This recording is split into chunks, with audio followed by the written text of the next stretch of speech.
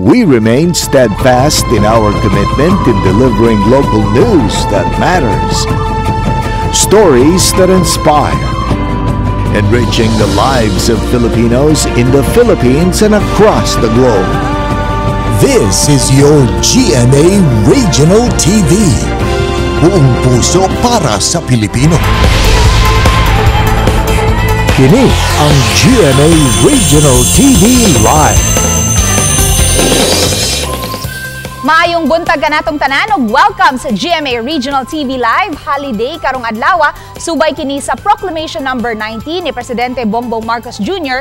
nga nagsibog sa ato ang pagsaulog sa Bonifacio Day sa November 30 ngadto na sa November 27 mao kana karong adlaw. Ug samtang relax ka mo diha sa inyong tagsa-tagsa ka mga panimay, kami nang bahala sa paghatod kaninyo sa mga dagkong balita. Good morning, partner Nick. Ay buntag, partner May, daghan kay mga panghitabo. Niadto miaging weekend makapuso mo pakisayri karong taod-taod ang mga dagkong balita importante sa pagsugod sa atong simana. Happy Monday day sa tanan natong mga kapuso dinhi sa Central ug diha sa Eastern Visayas. Kumusta ang inyong adlaw? Kumusta ang inyong weekend mga kapuso?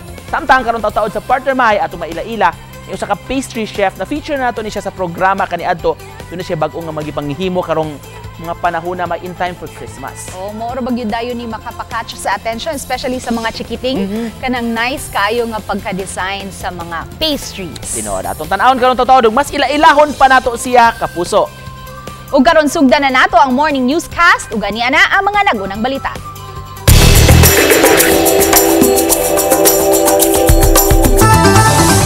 Nabiktima sa tulis sa usa ka pawn shop sa may downtown area ning Dakbayan sa Sugbo niadtong Sabado sa buntag. Makita kaayo sa CCTV ang gihimo sa mga armadong tao nga naka-face mask ug nagkao nga midagit sa ubay-ubay nga mga alahas sa mong establishmento. Ani ang unang balita.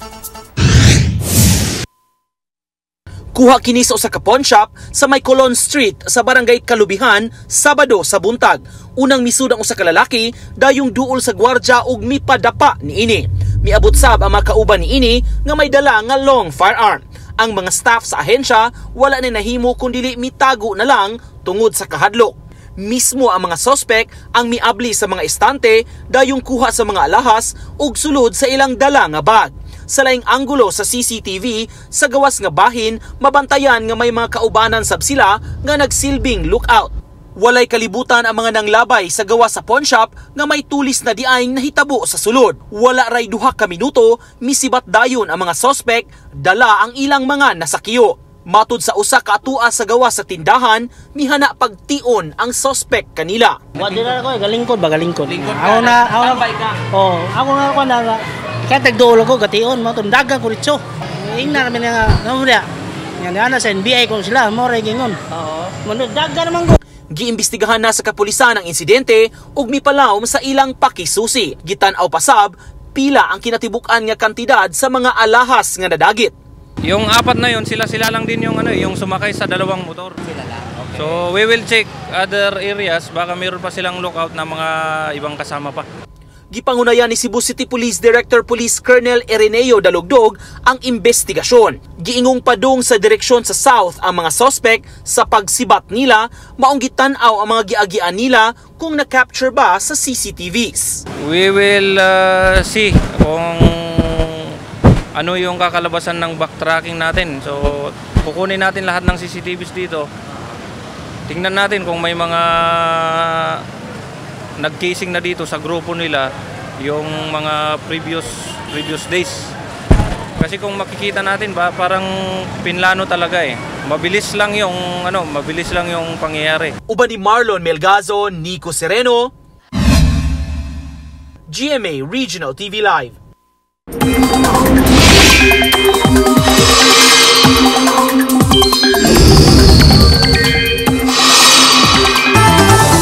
Makapuso ning katapusang simana sa buwan sa Nobyembre, walay gibatayan nga low pressure area o bagyo sa sulod ug sa gawas sa Philippine Area of Responsibility. Matud sa Pag-asa, hanging amihan ang nakaapekto karon sa Northern Luzon, samtang mga localized thunderstorms ug easterlies ang nagpasulabi sa ubang bahin sa nasod. Karong buntaga posible ang pag-uwan sa pipila ka bahin sa Northern Cebu ug sa Northern Samar, kinibase sa rainfall forecast sa Metro Weather. Unyang hapon, uwanon sab ang uban nga mga lugar sa Central ug sa Eastern Visayas. Aduna may pag-uwan niadtong Sabado sa hapon sa lungsod sa Hipapan, Eastern Samar apan wa na hinuy na sinati nga pagbaha sa tanang 13 ka mga barangay. Nakatala ang Hipapan LGU usa ka balay nga naguba gumikan sa pagbaha. Hinuon wala ray mga natalang casualties. Mato di Konsehal Hans Picayo, ang chair sa Committee on Peace and Order, nga mokabat sa 1.5 million pesos ang balor sa naapektuhan sa ilang palayan. Dugang niya nga di kadto unang higayon nga nakasinati og grabing pagbaha nga lapas taw ang giladmon kay matud pa kada amihan o bermans kun adunay kusog nga pauwan makasinati gyud og pagbaha labi na sa mga low-lying areas. Hinungdan nga nakaandam na silang daan ug napabakwit na dayon ang mga residenteng gibahaan. Apektado ang ilang tinubdan sa tubig tungod sa pagbaha. Hinungdan nga padayon nila ang panawagan ang tubig mainom. Lakip na usab ang mga pagkaon, sleeping materials ug uban pa, ilabi na kay nagpauga pa sila sa ilang mga gamit nga mga nangabasa. Usa ka buwan sa dili pa ang Pasko, 33 ka mga trabahante sa ka locator sa MEPS 2 ang na-retrench. Ang naasong kompanya tigama og mga metal parts alang sa mga optical devices, microscope parts ug industrial filters. Ania ang report. 7 ka tuig na nga nagsilbing machine technician sa usa ka locator sa MEPS 2 ang 34 anyos nga si Brian Kent Asis. Niadtong naklabang buwan, nakadungog na siya og mga istorya nga mupatuman na usab og retrenchment ang ilang kompanya tungod sa kahinay sa demand sa ilang production abroad. Goal mo kay wala mi so paglisod kon sa pagkosang pamilya man, labi ako anak ma'am, eskwela. Lisod kayo asa kong itag ko lang ma'am. Mga tawadlaw kinahanglan mo ba? Mato ni Brian, naglisod siya karon pagpangita og trabaho ilabi na kay hinapos na sa tuig. Busa karon, naghabal-habal driver na lang una siya aron adunay ikasustener sa pagtungha sa iyang anak.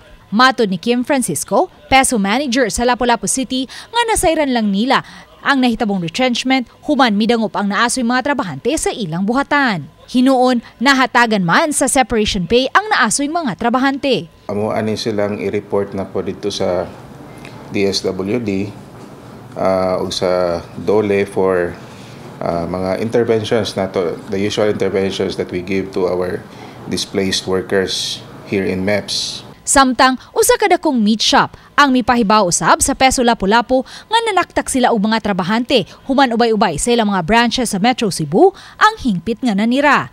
Lakip sa naapektuhan ang 22 ka mga butcher ug sales assistants nga mga taga Lapu-Lapu City. Lakip sila karon sa gi-endorse sa Peso Lapu-Lapu ngadto sa DSWD 7 ug DOLE 7 aron mahatagan og financial assistance ug livelihood right shop. In terms of the business is still booming. In fact, we have already more or less recovered from the pandemic. If there are, like you said, retrenchment, it's not significant so far. Uba ni Marlon Malgazo, Luan Merondina, GMA Regional TV Live.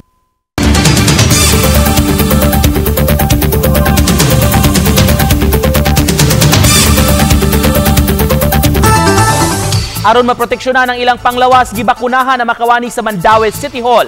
Gimo ang vaccination sa mga employees sa lain-lain nga mga departamento. Ang gihatag sa kadaghanan kanila flu vaccine.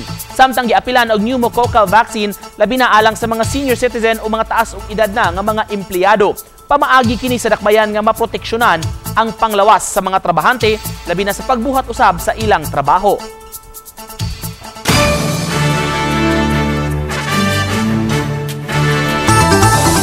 Taga-Palumpon Leyte nga graduate sa usa ka dakong universidad sa Sugbo ang nag-top 5 sa Civil Engineering Licensure Examination.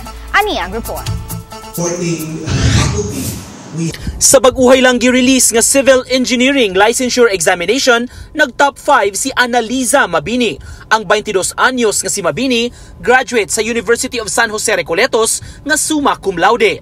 Lumad siya nga taga Palumpon, Leyte nga dinhi sa Sugbo na nag-eskwela. Sa press conference nga giorganisar sa eskwelahan, matod niya naningkamot gyud siya nga mupasar sa board ug mag-top. Apan sa pasulit mismo, nagpangulbaan siya sa resulta tungod sa kalisod niini. I won't deny that I really aim for the top. In fact, ingon ko ato nga pwede na kayo top 10 sa top 10. Para mag-uwan sa uwan ba. Kaya magtaas sa kayo without, pero as I said, the exam was too hard, especially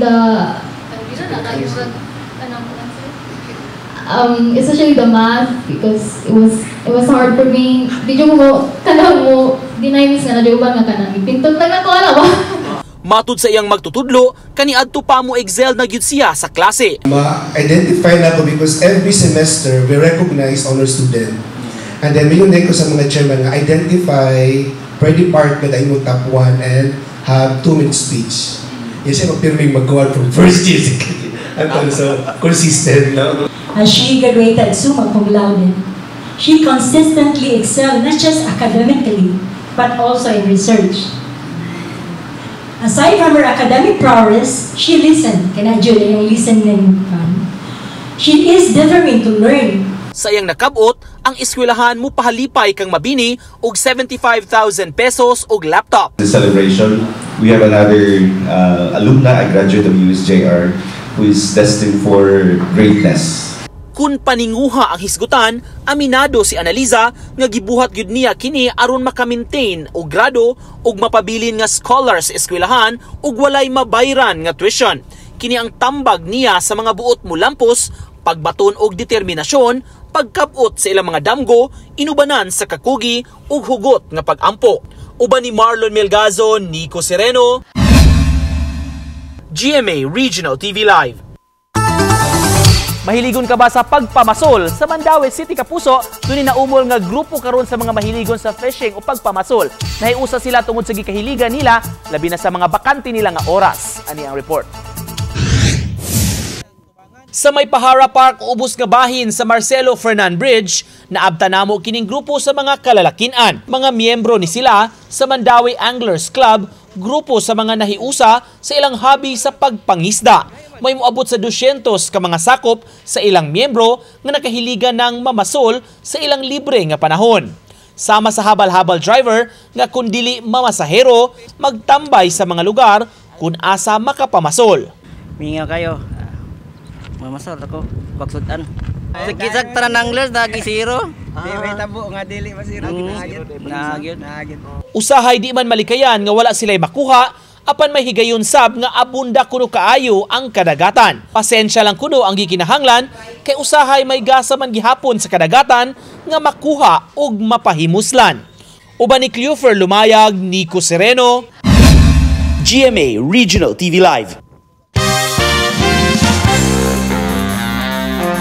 Nakuha anong video ingon manulagway sa usa ka American scientist ang labing dakong iceberg sa tibuok kalibutan nga naglutaw-lutaw sa Southern Ocean. Ginganlan kini og A23A ug aduna kini gidakon nga dulan sa 4,000 square kilometers nga mas dako pa sa gidakon sa New York City. Gipasabot ni Lindy Elkin Stanton, ang planetary scientist ug principal investigator sa NASA Psyche mission, nga ang A23A mao'y labing dakong surviving fragment sa iceberg nga nibuak gikan sa Filchner Ice Shelf ni atong Agosto 1986. Kasamtangang naglawig gini karon paingon sa Antarctic Circumpolar Current. Taliwas sa kabugnaw sa panahon, makita sa video ang pagdagayday sa init nga lava gikan sa Mount Etna sa Italy. Gumika niini, mi-issue na og flight alert ang National Institute of Geophysics and Volcanology of the Etna Observatory. Gihulagway ang mong bulkan nga labing taas ug labing aktibo nga bulkan sa tibuok Europa.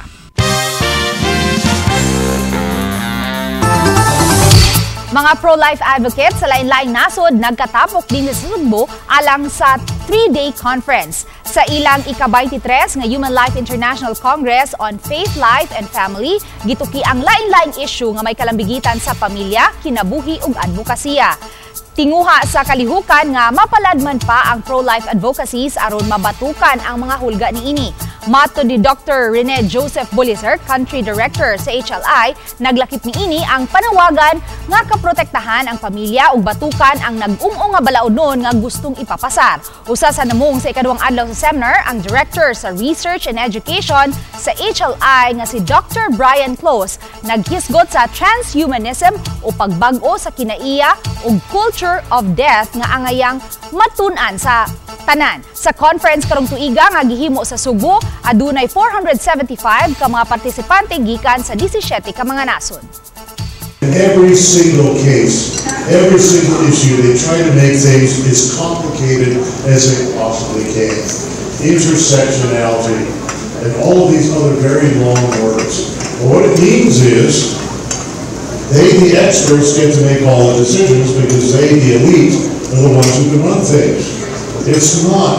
Di mo kalibutan ron, usa na lang ka nasod nga wala pa illegal divorce ang Pilipinas. Usa sa nasod nga wala pa modawat sa gitawon to culture of death, anang mga gay union, abortion, euthanasia, mao ang Pilipinas.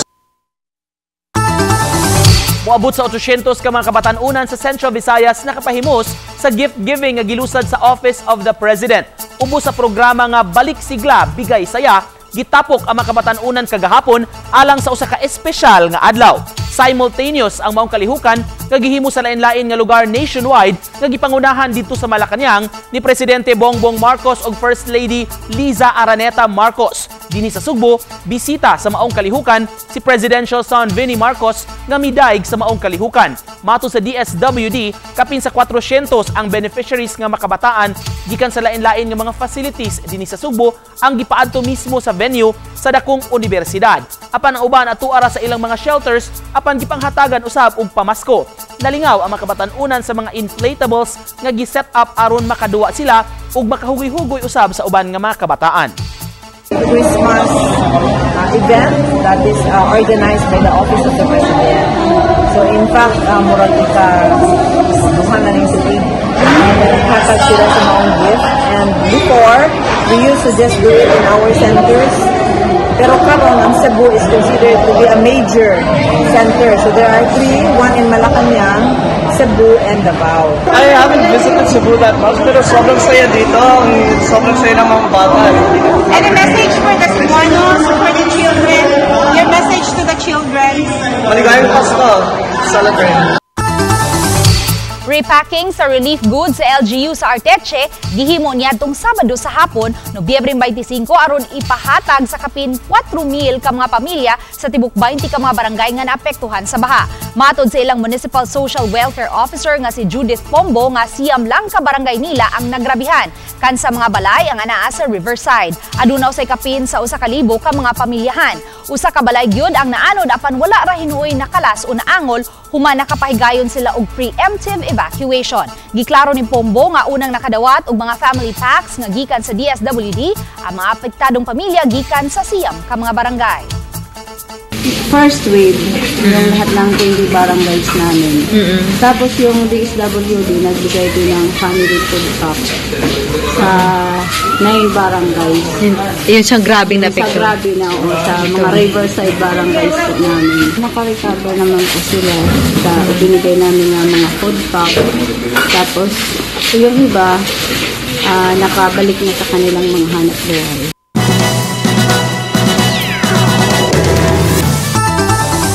Mga kapuso, laing kahigayunan na usab nga maka-appeal sa proof of purchase promo sa GMA, ang Kapuso Bigay Premyo Panalo Season 8. Mamahimong mo appeal ang mga customer o sari-sari store owners alang sa kahigayunan nga modaog sa grand prize nga 1 million pesos tax-free. Nagsugod niadtong Sabado, Nobyembre 25 ang official sending of entries hangtod na kana sa Pebrero 2, 2024. Mamahimong magpada sa mga Mercury Drug branches o pwede sab nga magpada sa inyong mga entries sa GMA Regional TV o radio stations nationwide. Importante lang nga pahinumdom, magmatngon sa mga fake news, fake Facebook accounts o scam texts. Tutok lang sa GMA o bisitaha ang official Facebook page sa GMA Promos, www.facebook.com/GMA Promos o microsite promos.gmanetwork.com/GMA Promos alang sa kompletong mechanics o mga pahibaw.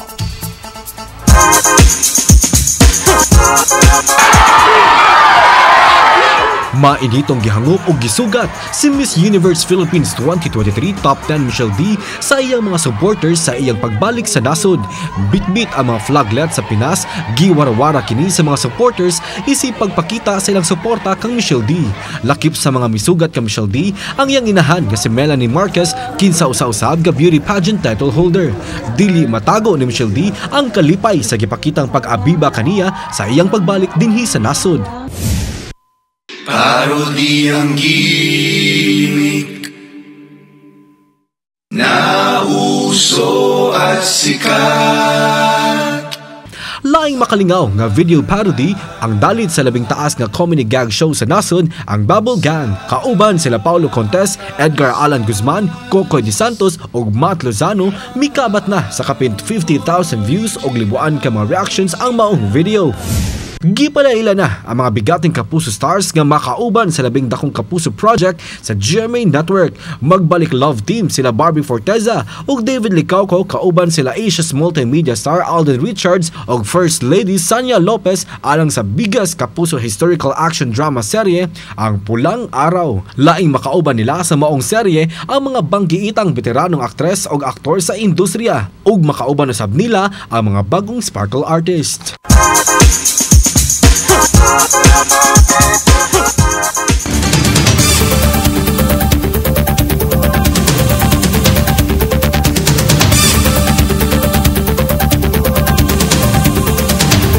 Kini ang GMA Regional TV Live.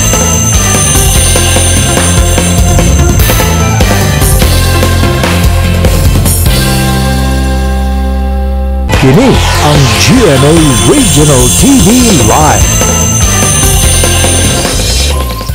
Welcome back mga Kapuso. This morning ato ibida usa sa mga sumbuanong chef nagpaluyo sa maanindot kayo nga Gingerbread Castle. Nga feel na feel kaayo nato ning nagsingabot nga kapaskuhan.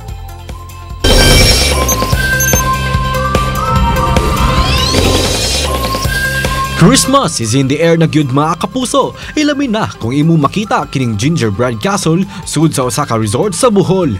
Sa kaanindot niini, pang Instagrammable gayud ang matag anggulo. Tulog ka mga pastry chef ang nagpaluyo sa pagbuhat sa maong Gingerbread Castle. Bound ang taas nga pasensya ug pagka-creative na human nila kini sud sa 14 ka adlaw. Ug karong buntaga, usa sa mga pastry chef nga proud taga Sugbo ang atong makauban sa programa dinhilang sa GMA Regional TV Live. Kauban nato ron sa programa mga Kapuso, Chef Marlo Lidot. Mayong buntag, good morning Chef ug welcome pagbalik sa GMA Regional TV Live. Pakigreet una sa atong mga viewers karon. Maayong buntag GMA Regional TV Live. Dako na ko pasalamat ilabi na sa mga staff o ni Sir Mark Reggie, also with you Sir Nico and Miss Do. So ang ako ang mahatag na dakong pasalamat ug pasidungog kining dako na oportunidad, ikaduhang oportunidad na ma-feature ug mahimong inspirasyon sa atong kaigsuonan Subuanon o Bulanon. As you were saying, this is not the first time, Chef, nga nabida ka na mo din sa atong programa. Kumusta naman ka? Sukad nga na-feature ka ni atong panahon pa to sa pandemya. Sir Nico, it is the key ang GMA Regional TV Live na dako kayo kasing-kasing akong papasalamat o paghatag og dako kayong pasidungog kaninyo, sir. Kay tungod ni atong unang higayon na ang ako ang artisan bread na nagsugod hangtod karon sa ikaduhang hugna na ako na featured tungod sa ako ang inspirasyon, Sir Anico, sa ako ang skill o yun man sa ako ang inspirasyon kanunay sir na magpadayon sa matag adlaw-adlaw na kinabuhi, sir. So I am very grateful for all the grasya, sir, sa Ginoo na mo'y kapadayon na to hangtod karon, sir. Sama before, sir, bread art ang atong gi-feature nga imong hinimo karon na sab Gingerbread Castle, dili lang Gingerbread House ha, Castle gyud. Unsa man ni siya nga proyekto, sir? Kining Gingerbread Castle, Sir Nico, is mao ni ang amo ang dakong project karon sa Big Grand Resort na naghatag nato karon og dakong attraction pinaagi sa akong mga kauban, sa akong pastry chef, inubanan sa suporta sa amo ang General Manager Lorenzo Tang, na naghatag ka na mo og dako kayong successful na launching, dako kayong inspirasyon kani Sir Nico na maghatag ka na to og dakong atraksyon ilabi na sa atong mga turista na makahatag nila og pagdasig na makatanaw sa atong mga creative o very original from Subuanong talento gyud, Sir Nico. Unsa may konsepto ani, sir, kinsa may inspirasyon sab ninyo sa pagbuhat ni ini og mga pila ka adlaw man ninyo gitrabaho, Chef? Kani Sir Nico, gibuhat na mo ni og 14 ka adlaw na 16 oras ang paggama tungod kay sa iyang detalyado, sir. Detalyado kayo ang paggama niini sa pag-bake, sa pag-construct o sa pag-assemble ni ani Sir Nico, gahatagan og nindot kay nga attraction ang combination sa iyang konsepto ni ani, sir. Unsay mga kakuan po, chef, may tag mga naagian yung mga challenges sa paghimo ni ining maong gingerbread castle?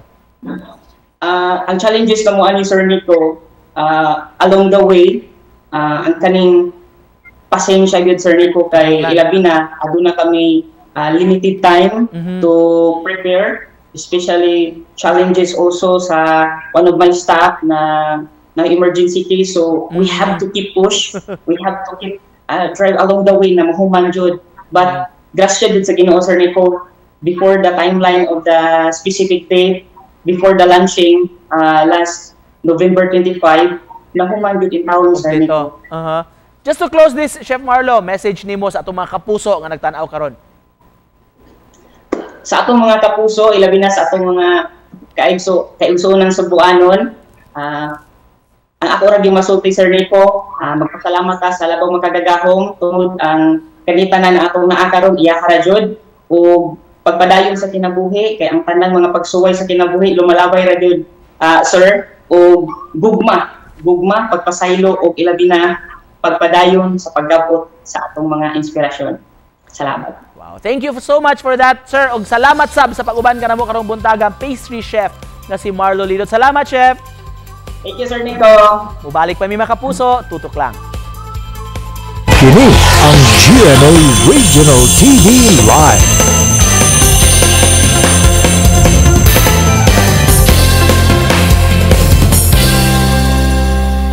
Kini ang GMA Regional TV Live.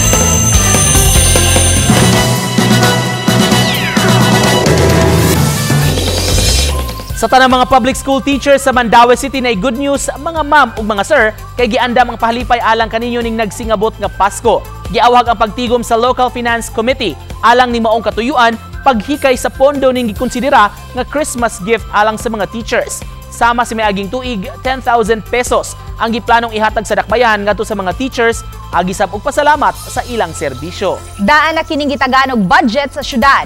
Matod ni Konsehal Malcolm Sanchez sa Committee on Education, mga teaching ug non-teaching staff sa public schools ang hatagan niini.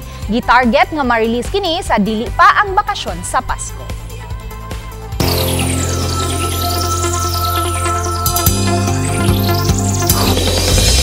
Nice ato ni Koy, pangkuan gyud. Merry gyud ang Christmas sa mga teachers and non-teaching staff sa Mandaue City. Pasalamat ta may kay grabe ka dedicated ato mga teachers gyud.